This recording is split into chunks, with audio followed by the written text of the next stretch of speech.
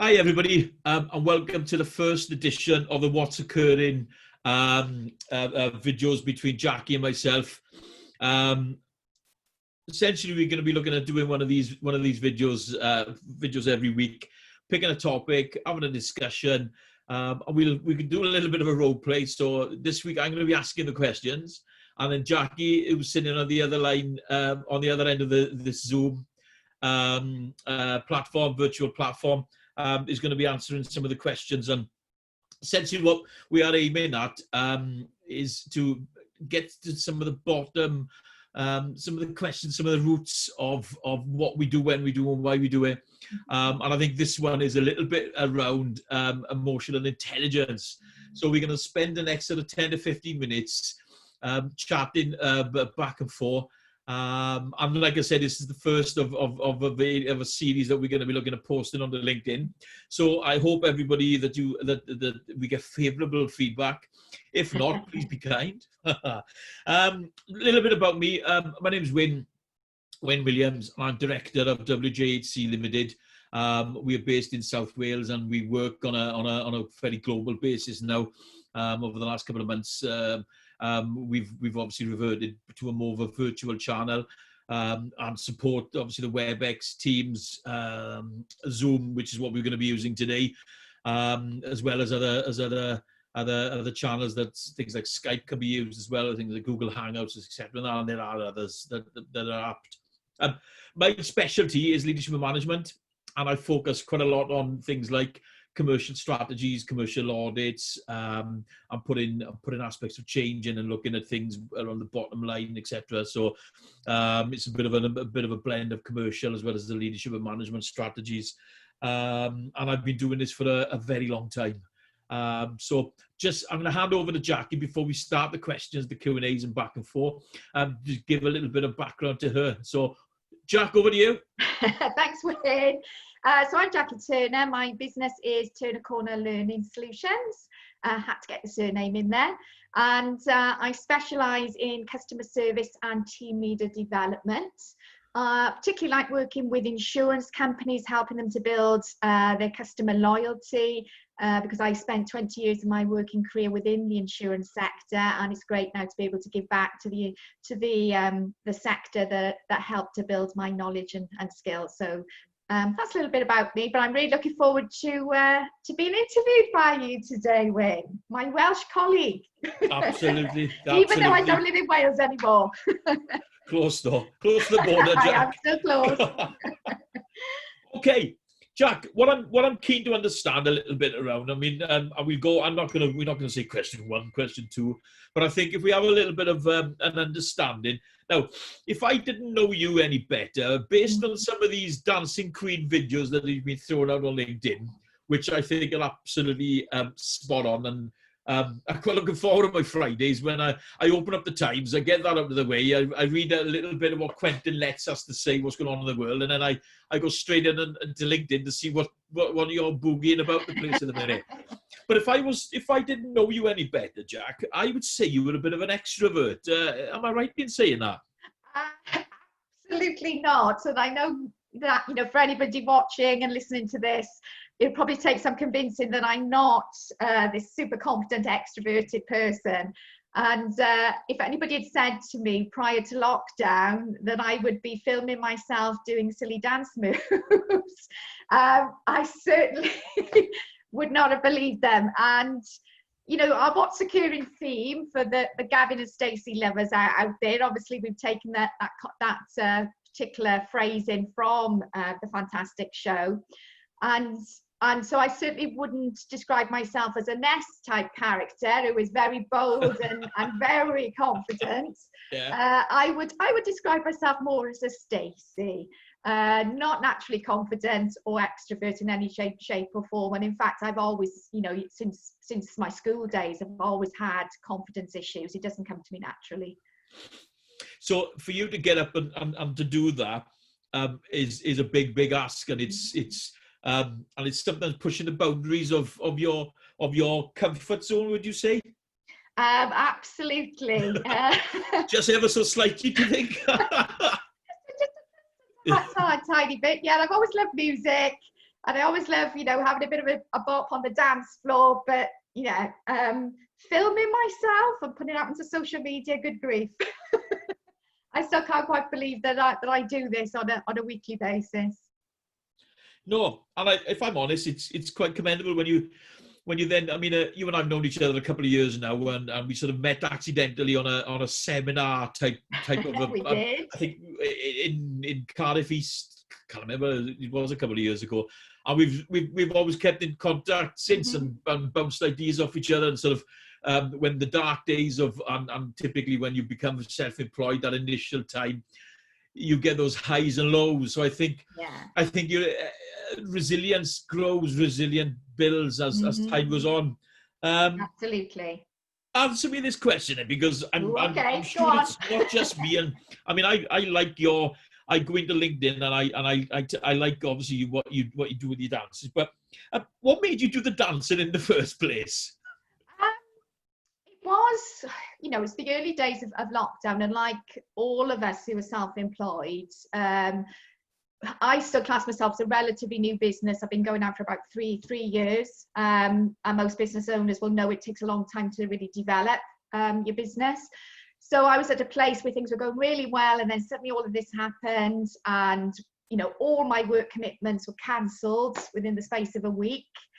And so I had a very uncertain future at that point, and you know, I wasn't the happy, bubbly Jackie that everybody, you know, sees on a Friday on LinkedIn. You know, I was really concerned, anxious, and there were some things going on in the family as well that was adding to that anxiety. And for, you know, I deliver emotional intelligence as one of my favorite courses, and I keep telling people that, you know, don't focus on the things you can't do anything about. I couldn't do anything about the current system, about the lockdown and the effects, but I can absolutely manage my own state and my own emotions. And I just happened to, it was one afternoon, I just thought, I'm feeling really down. I need to do something about this. I need to actually control how I'm feeling. And I turned on the 80s music, and I started having a sort of dance around in my conservatory. And just that sort of light bulb moment happened where I thought, you know what, this is lifting my spirits, which it absolutely was. I wonder if it could help to lift other people's spirits. And before I could even talk myself out of it, I just pressed that record button, posted it, and then I thought, oh my goodness, what have I just done? I literally just really worried about what I'd just done and what people were going to think of me. All right, you reference in there emotional intelligence, big passions of both of ours. Yeah. I'm actually looking over my laptop, over the camera in my office in the minute, to a little bookcase, and I've got Daniel Goleman's Emotional Intelligence, which I've read to death, and I know you have as well. And I know we both make references, and we both obviously deliver this training, but you've done quite a little bit more over the last couple of weeks than I have, with your fantastic free offerings, and I think if anybody's listening to this, they really want to check your profile out, but and understand some of the feedback you're getting off these, and bearing in mind you're doing them on a free platform and giving them out to everybody. And I think if there's organizations out there that want to target the resilience and target the understanding of where this, so the question I'm asking is, where do you see the link between emotional intelligence, between EI and what you're doing with your dancing?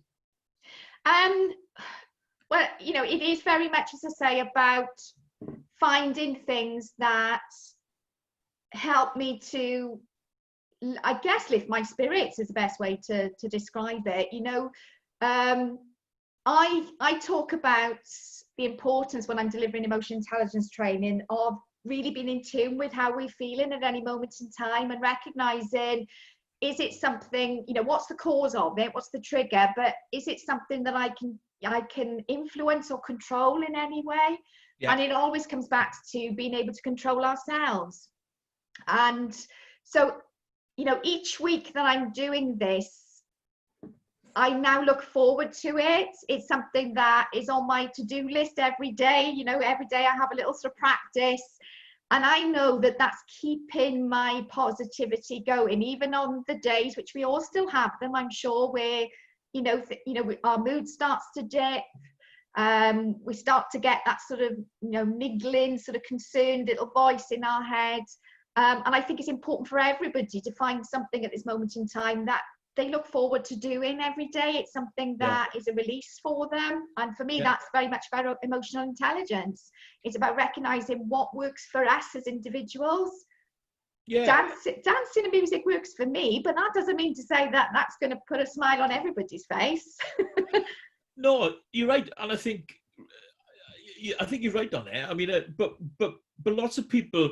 I mean, you leading up to this is one of those. It was one of those momentum things where you just thought, let's give it a go. And something emotional intelligence and some of the courses that I've run over the years of reference, and I know we've had a conversation again, even last year we were talking about this stuff, around how schemas can be, where sometimes you have that fear factor with a schema of you see yourself with a situation, you see yourself with the opportunity, and where are the synergies, where are the connections, what are the stopping you, and it's your heart, it's your emotions, your adrenaline, and we start getting clammy when things aren't going our way, and sometimes you just think, do we overthink things?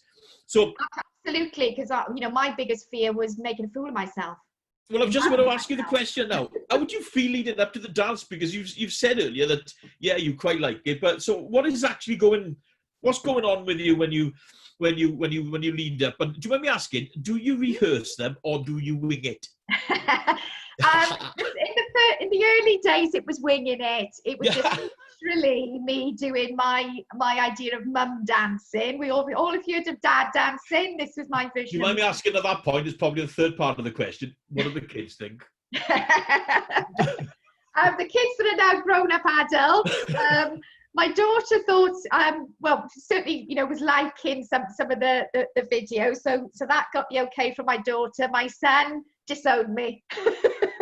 Yeah. My son just said, why am I embarrassing myself? Okay, we know about some of the feelings, and I think it's just to sort of start to think about how we can sort of contain these before we finish for today, which I've thoroughly enjoyed the first one, if I'm honest, and I'm really looking forward to the other topics. But absolutely. One thing I really want to clarify with the feelings that start to manifest themselves.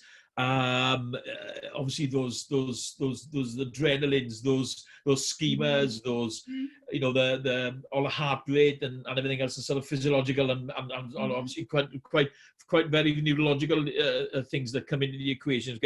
How did you manage the feelings leading up to the first dance and the second dance, maybe, and do they still exist now? I don't know when you've done loads. The first couple when I was just winging it,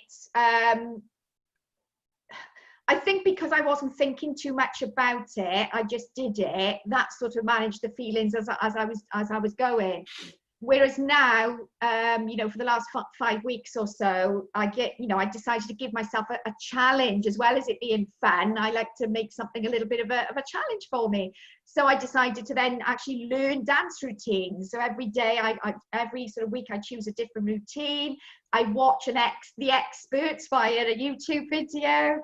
And then I have a go and I practice. And I think the practice, doing things in small steps, rather than just thinking, I can do that and go for it, and then feel I disappointed myself, let alone anybody else. It's my own disappointment.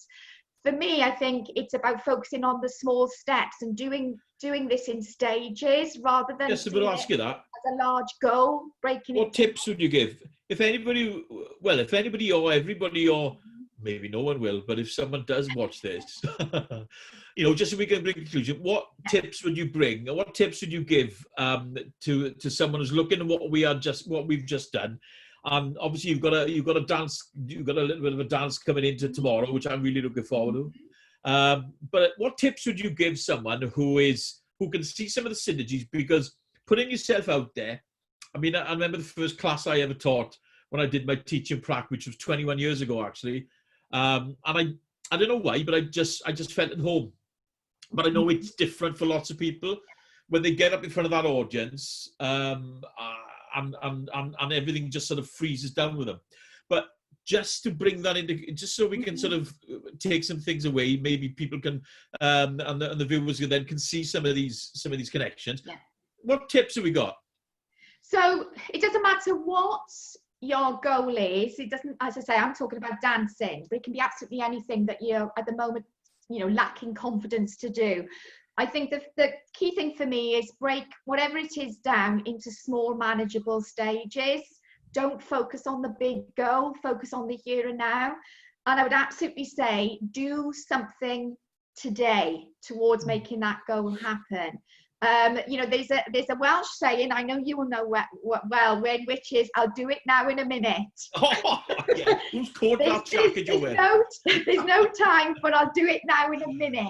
Oh, yeah. Do something today. Otherwise, if you're anything like me, your mind will talk yourself out of all the reasons why you shouldn't do something.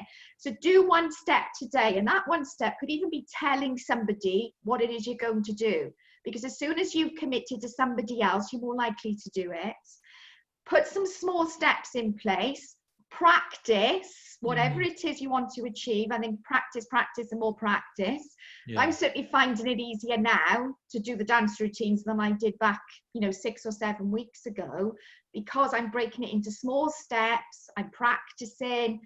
And I keep, I guess, reinforcing why I'm doing it. So when that little voice in my head tells me to stop doing it and stop embarrassing myself, I focus on why I'm doing it.